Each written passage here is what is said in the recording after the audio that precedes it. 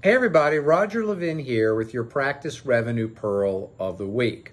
This one is called Seminar or Webinar Attendee Beware. You've heard of buyer beware? Well, when you attend a seminar or a webinar on insurance coding, and I've watched a bunch of these over the last couple years, and I've been to live seminars before that, buyer beware, attendee beware. One of the most interesting things is that you hear people giving you all kinds of secret insights to get more money out of the insurance company. And we want to do that for two reasons. One, we would like to make more money. That's fair. And two, we resent the insurance companies because we feel like they take advantage of us, even though we made a conscious decision to sign up with their contracts, but we feel like we've been forced in or pushed into it. That is human psychology. And when you feel like someone's taking advantage of you, you then don't mind taking advantage of them.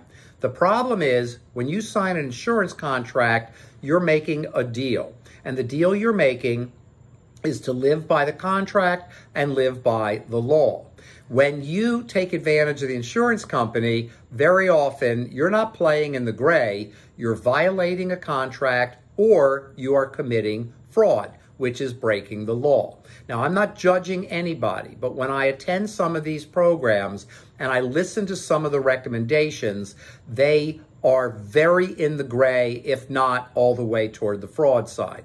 And I wanted to talk about this because I don't want any of you ever to get into any regulatory or legal trouble because it is just a miserable experience. As we say at Levin Group, never break the law.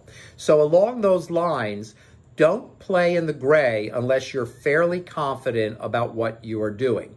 I've seen recommendations that are absolutely fraud in some of these presentations. You have to be careful.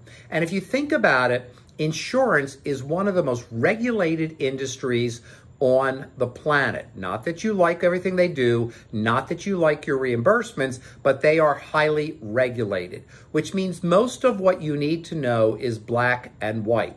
Most codes fit the service being provided. In fact, there are many practices in periodontal treatment, for example, that undercode. You're coding for pro fees when you're actually doing more periodontal therapy, as an example. I see a lot of undercoding, but be careful that you are not suddenly getting advice from people that will never be responsible for what happens to you, and what you're doing is either very in the gray or absolutely wrong, a black and white issue. Now, some people feel like, well, I don't know anybody who's ever been caught doing this. I don't know anybody who's ever been charged for doing this. There's almost no chance that I would get caught. And you're right. But here's how I like to say it. There's probably a less than 1% chance that you will get caught. But if you do, it's 100%.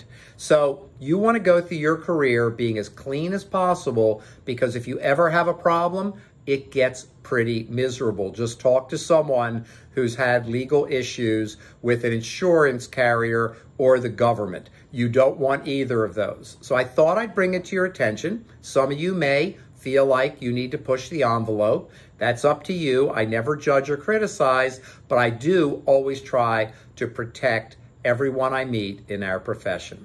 As always, I wish you increasing practice revenue every year.